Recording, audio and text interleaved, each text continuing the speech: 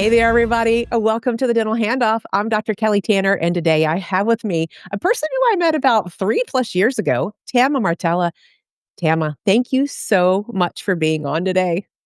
Thank you for asking me. I was so excited when you reached out. I'm like, "Oh my gosh, I've always, idolized you. You've been someone I highly respect, so I really appreciate this." Oh, thank you. And when we met, we just jived. We just knew it was like when you meet you guys, that kindred spirit, your people. We were just like, "You like ketchup? I like ketchup." Right. I feel like you attract certain things in your life at that time, but, just so glad to have you on and to see you, and today for everyone to learn about your journey as well. So, the question we always start with is, why dental hygiene or why dentistry? Did it choose you? Did you choose it? So crazy story. I actually grew up. My father was a dentist, so I started out, as a dental assistant or work front desk for him. Then he trained me how to be hygiene or assisting, and I was certified in assisting. And then I decided to go to school. I went to school a little bit later because I was sick. I had seizures as a child, so I went to Mm. school later on in life. And I went to the University of Pittsburgh, and I worked for these periodontists. And the three periodontists that I worked for taught at Pitt, taught community. So I would go there after school and I would assist. And there was this one patient that the doctor and I worked on, and he would not stop bleeding. And we stitched him and everything. And I went home that night and I was so worried and so stressed out. Oh my gosh, because I wanted to be a surgery nurse. That's what I wanted to do Oh, originally. So not hygiene. So I went home stressed out about the patient, and then I came back and the doctor's like, "You can't do nursing. You can't go into surgery nursing." He's like, "You should stick with hygiene. You should go to, hygiene school." And so I let my dad know. I'm like, I think I decided I'm going to go to dental hygiene school. So it wasn't even that I grew up in it. And that's what I knew. yeah. Um, I really wanted to be a surgery nurse. I thought that was awesome. And then I know I just fell into hygiene. Hmm. I love how someone said, "You know what you need to do?" Because it's someone plants an idea in your head. It's that mentorship, isn't it? Yes, it A lot of is. times where people see things in you that you have no idea they're even there or that you haven't thought about. Right. And I mean, I have 3 other siblings in the world. They're all medical, but I'm the only one that chose dental. But, just growing up in it, I loved just like everyone loved my father. Everyone. Like everyone loved going to the dentist, loved seeing him and going to see his hygienist. And so, I love that. His patients saw me go from like working front desk very young. I started at 15 Wow. every Saturday, then become an assistant and then go to hygiene school. So they assumed I would probably go to dental school, but Wow. I just wanted to move to a bigger city. And so way back then, way back in 99, I moved to Chicago. But yeah, I, I love what I do. I've always loved it. So it's where my passion lies. Did you stay in clinical hygiene for a while once you moved in and to I Chic did. you did? So Okay. yeah, up until about, and as a clinician, as a hygienist, I was always about like when I graduated, which was 28 years ago, we weren't taught how to give anesthetic. We were taught, but we weren't allowed to, we weren't licensed. So I had to go back to school and get all of those. So I'm a license, to give anesthesia. I have 3 certifications in laser certification. And I always believe that no matter what you need to, if you're allowed or if the state allows you, because each state is different, to get a certain certificate, you need to do that. You need to advance your career, and so I made sure I received all that. So yes, I was in clinical for quite some time. I probably about 6 years ago decided to do more of an executive level. I've been a director of operations, director of hygiene, and now I do full consulting. So you went from clinical to executive. How did Yes. you make that leap? That's always the question. So I was lucky enough. I um, went to a conference, and I was out in Oregon or Washington, somewhere out there, and I met Heidi Arndt. And she has just been a phenomenal person in my career, and has just made me become a better person. And she saw that executive side or that mentor side or that consultant side in me.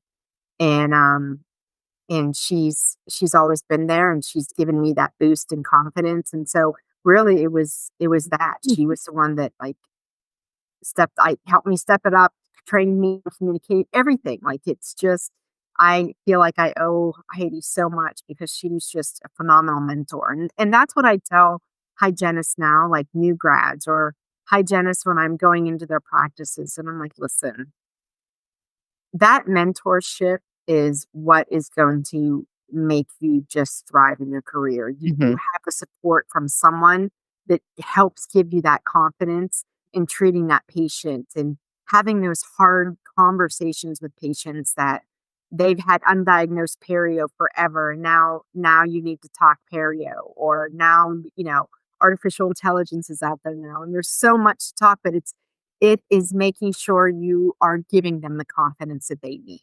Yeah. Because when you're talking to a confident, and so that's my thing now, is just I want to be out there and help hygienists become confident, approachable leaders in our industry, that they're able to talk to patients, doctors, whoever, family, everyone, that they are confident in what they're doing. It's not just cleaning people's teeth. Yeah. Why do you think why do you think we are not confident? There are, even though my dad was a dentist and was not like this, there are dentists out there that the hygienist will set them up for success and talk about, listen, this patient has perio. We've discussed, coming and bringing him back, and then the doctor will shoot you down and say, well, how about we'll wait till next time? Let's bring him back in 6 months.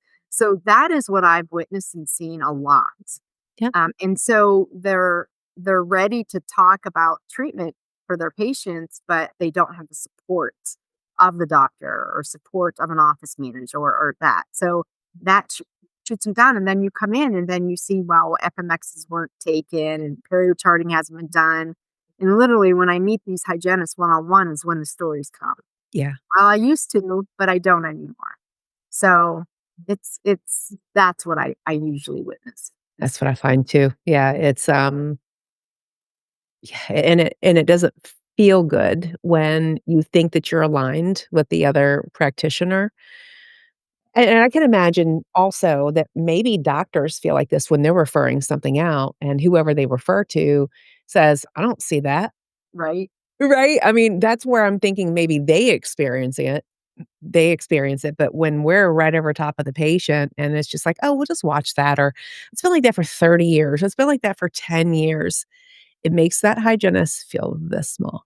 Yes, and they don't realize it. I mean, and when I was a clinician as I always said, listen, it's doctor's a doctor. Like, I would show intraoral photos and I would say, this looks like it's going to be a crown because it involves this cusp, but the doctor, when they come in, they'll let if it's Yeah. filling or a crown. But I always was, you know, dead on when I was worked clinical with every doctor.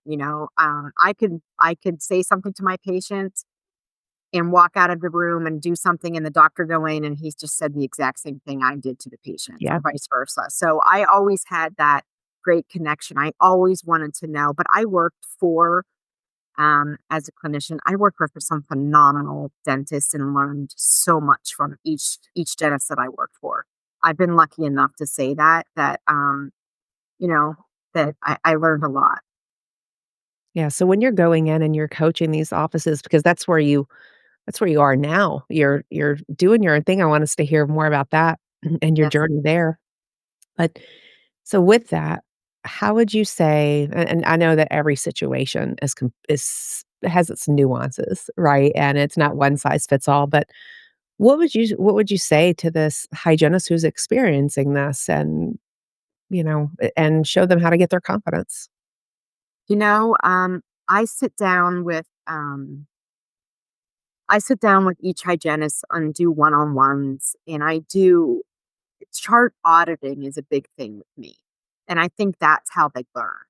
Um, but, I'll, give them that confidence and say, as long as you're notating and I see that in your notes, that's fine, but it just could be sitting the doctor down with them, with me, and then just letting the doctor know because most of the time, honestly, the doctors are so busy, they don't even realize that they're doing that to the hygienist.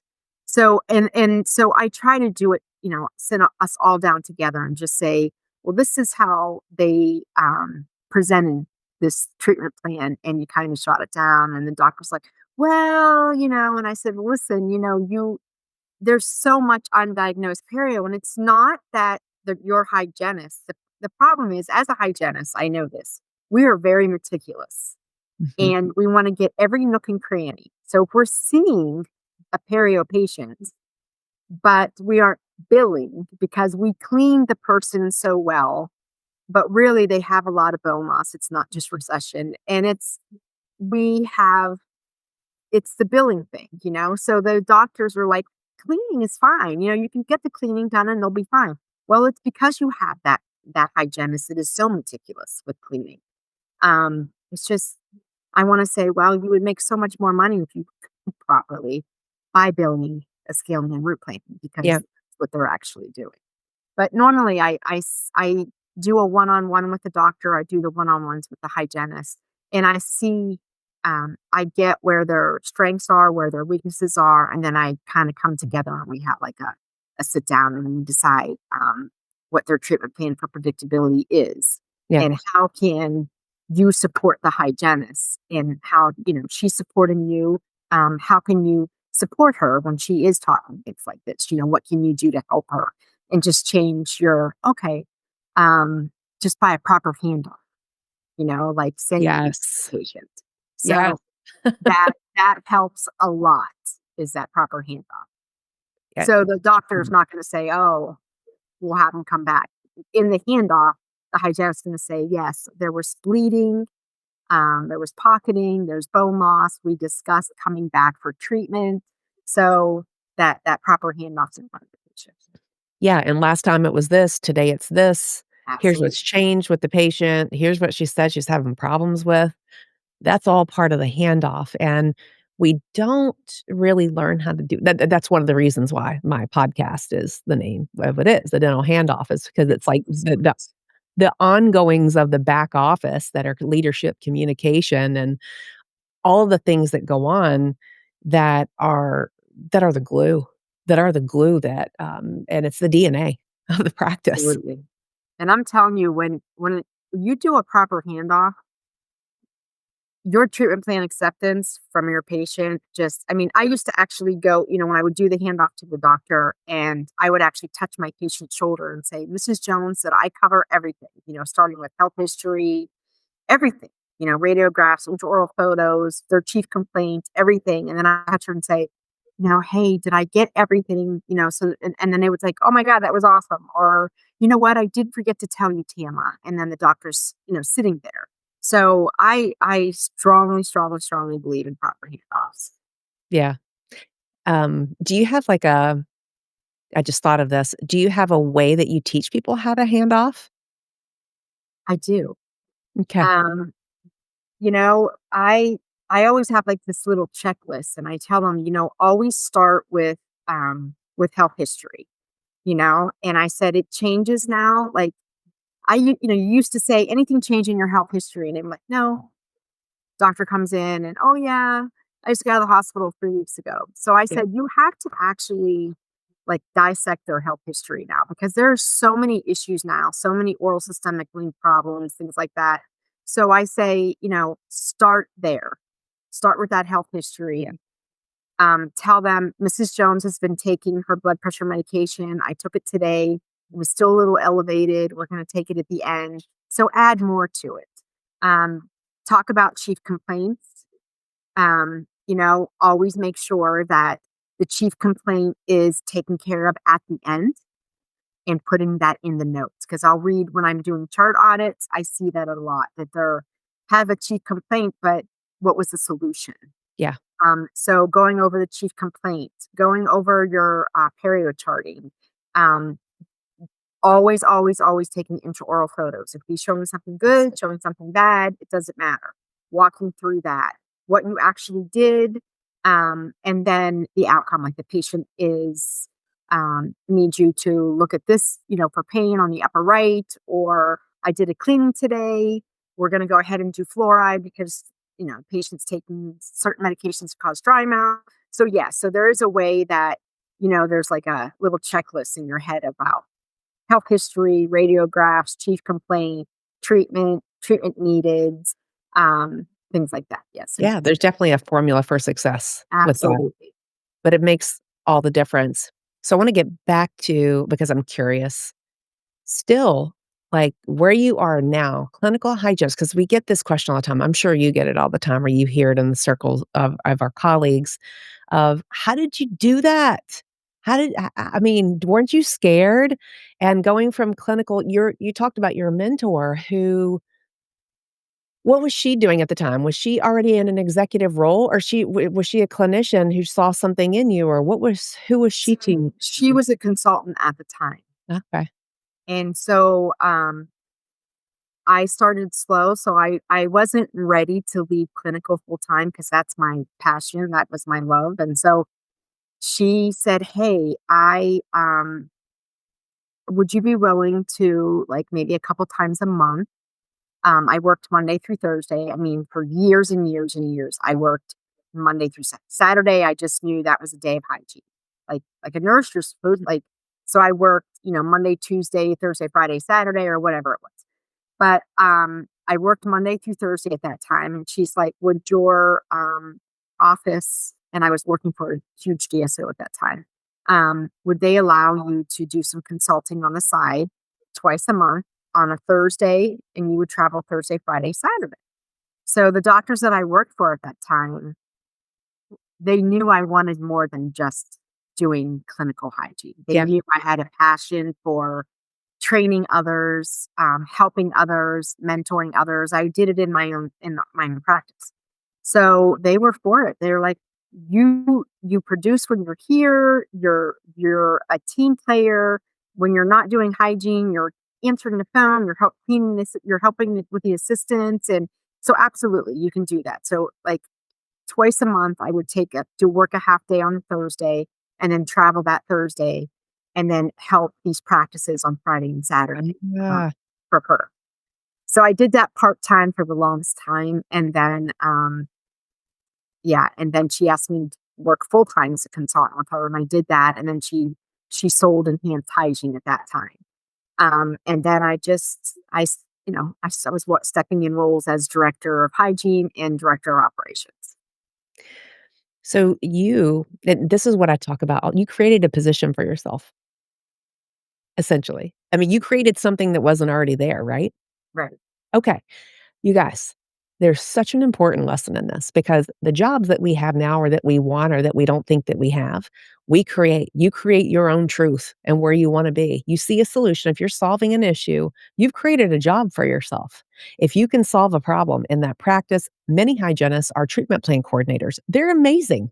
Treatment plan Right. coordinators because they Yes. know it from soup to nuts of what's going on and can talk to the patients. So, whatever you believe you can do or that you wanna do, pitch it. Put some thought around it, but pitch it and say, "Here's what I would do. Here's what I'm thinking." And the answer may not be no may not be you can start tomorrow, but like, "Hey, let me think about that. That may have legs." Right. Right. And And you have to believe in what you are doing for your patient is Mhm. right. Like the quality and comprehensive care is key. Like it's not just like I said, cleaning teeth anymore. You have to believe what you're doing. You have to believe in these things, not just for production you are actually making your patients healthier. So it's thinking that way and seeing it. Like I tell new grads all the time, you don't really like you'll be it takes a few years to actually see what you're doing. But I remember the first couple years out when I moved in, I moved to Chicago and I was doing scaling and root planing on a patient, and it was 2 weeks difference when the patient was coming back. And I cleaned the right side. And back then, I didn't have my anesthesia license. This was just when I just got out. So the Yeah. doctor comes in to numb the left side and he's like, Tama. I was like, what? And he goes, look, look. And he lifts the patient's lip up and you could actually see like pink. It was so pink. And the other side was just bulbous and red. And he's like, you did this. Like, this is phenomenal. And he took the mirror and showed the patient. And he's like, look what you're doing. Like 50%, yeah, is TAMA and 50% is home, but this is what you needed. So without that doctor or that dentist showing me, like, and giving me that compliment and encouraging me, um, yes, it helps. It helps tremendously in what you're doing. Yeah, so that the curiosity we always talk about, but it's the belief in yourself and that what you're doing is making a difference, and probably once your mentor said something to you, it was probably like, "Can I do that? Right? It's can I? Well, how do I even do that?" And then so you probably had a discussion, right? And you were probably nervous about it, and you didn't know what to expect because you'd never done it before, but you figured it out. Yes. So how did you get over that? I am a talker. So I love talking to people and learning about people and and helping people grow. Mm, So I don't know. I guess that part I get from my dad because everybody loved him. As when he was treating his patients, and I have that passion. I've always had that care, and I know I can see those type of hygienists like when I walk in, and I know who is there for a paycheck, who is there for their patients, who is their teamwork, and who actually is the leader, like a true leader. Because that person gets up and not only do they do their job, but they'll step in and help other people. yeah, That is your leader. It's not always that person that produces the most right. or what it's like, so when I walk in, I'm able to point out, okay, he or she's there for a paycheck. They're in and out. They just want to get things done and that's it. And then I can see who are the ones that are actually the true leaders. Um, and those are the ones I sit down and I say, I see wonderful things in you.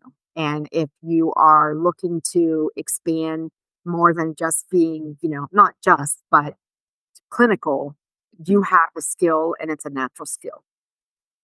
Yeah, and they probably go, "What do you Right? mean?" Yes. And so now you have your own business. Tell us about that and, I how you love got it. there. Yes. Like I was doing a consulting part-time and but I've made so many friendships and relationships with hygienists that continue to reach out to me from like 8 years ago, 10 years ago, even someone that worked with as I was a hygienist at the time. They continue to reach out to me.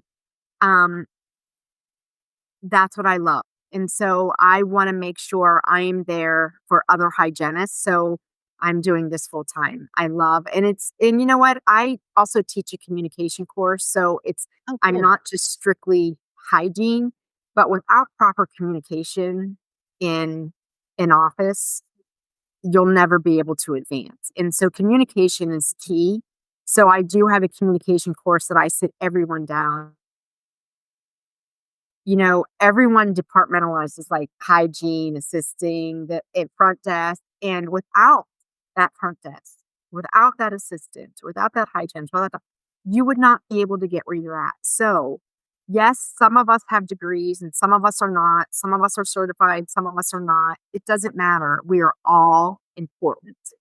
And and so in that communication course, I also teach proper handoffs, everything. So Ah, yes, it all comes together. So not only do I focus on making your hygienist productive, more efficient, having them look at big picture, yeah. um, treating the patient appropriately, but for their specific needs patients. Like, just something simple like fluoride, I can't handle. I walk into an office and they're like, wow, we know everyone delivers, everyone should get fluoride. Well, you know what? If you're not going to tell me why you think I need fluoride, I'm not going to accept that so you tell me why I need. So I says, you have to like break everything down, whether it's health history, whatever it is. But yeah, and it's all about teamwork. So My favorite is, when you ask the patient, "Do you want fluoride today?"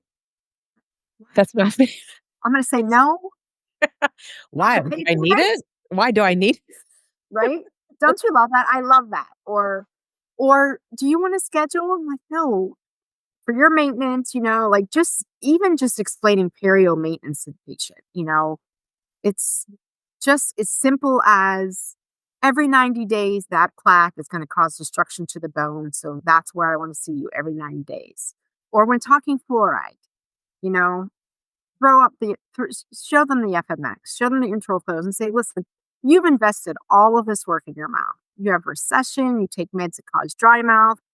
Mrs. Jones, you're going to be a fluoride patient for life. That's what I say. So every time you come in, every 3 months, expect fluoride treatment. And that's what I say, fluoride for life. And the patient understands and they pay. Yeah, So, because people have to it's like going in, and if you went to the mechanic and they say, "Hey, do you want new brakes?" And you're like, "N I mean, do I need" no.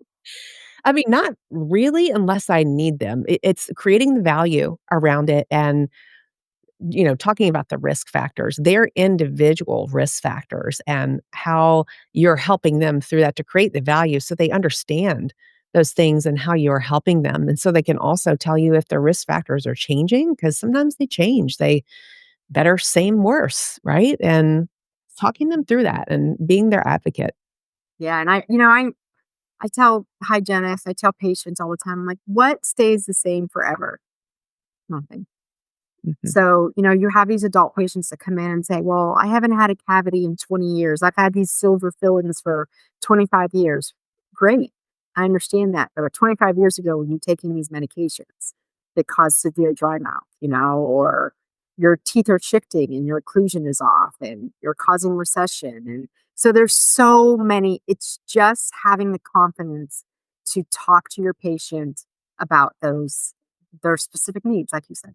Yeah, and having everyone on the same sheet of music, and to make sure when you're having those conversations, doctor understands where you're going with those conversations, because when you're recommending something, it's not because you think it's a good idea, but if you've made that recommendation, you've seen all these other risk factors or all these other things, or the patient said something that's really cued you in, or you've seen something clinically, and so it's a trust. It's the trust transfer that goes on in the chair between the team too. So, how did people work with you? How do they get in touch with you? Her information is in the show notes, you guys, but, like, how do people work with you? So I am on LinkedIn. I am LinkedIn. I do have a website. It's martellodentalconsulting.com. So they can go on my website. My phone number's there. So, you know, they can reach out to me, text me. But yeah, they can reach out through LinkedIn. So multiple ways. But yes, and I've been blessed where a lot of people were referred to through word of mouth. So or they see me on LinkedIn and they reach out that way as well. Yeah. LinkedIn is a great resource, you guys, if you're not Mhm. on it, if you're doing business, if you're helping other people, which all of us are in some kind of way, you need to be on LinkedIn. It's a necessity, Really, isn't it? it really is. It really is. You gotta be there. Well, I'm just so honored to spend this time with you and get to know your journey, and I'm so proud of you. Thank you. And thank you so much for having me on. And yeah, I mean, anything that I've seen you on LinkedIn, I'm like loving it, loving it, loving it. Cause you are Thank you. just, yes, like I said, very respected in our industry. And I was very honored that you reached out. So thank you so much for having Well, me. likewise, and you guys, this is how it all happens. You ask questions to each other and you say, "Hey, how do we get to know more about each other? Let's link up at a conference or, just have a Zoom call or even a phone conversation." And it's you just making the time for it. But thank you. And you guys reach out to her in the show notes, and Tama, thank you again. Mhm. And you guys know I always ask the favor to go on over to Apple Podcasts to give the Dental Handoff a 5-star rating because Apple's the one that matters. And if you're watching this episode on YouTube, go ahead and press the bell button now so you get notified when the show goes live. And then subscribe so the algorithm knows to recommend it to the show to other people who you just love, would know, would want to and love to hear the content. So be well, my friends. We'll see you Yes. next time. And Tama, thanks again. I'll see you, my Yes. friend. Thank you. Take care. Bye bye. Bye-bye.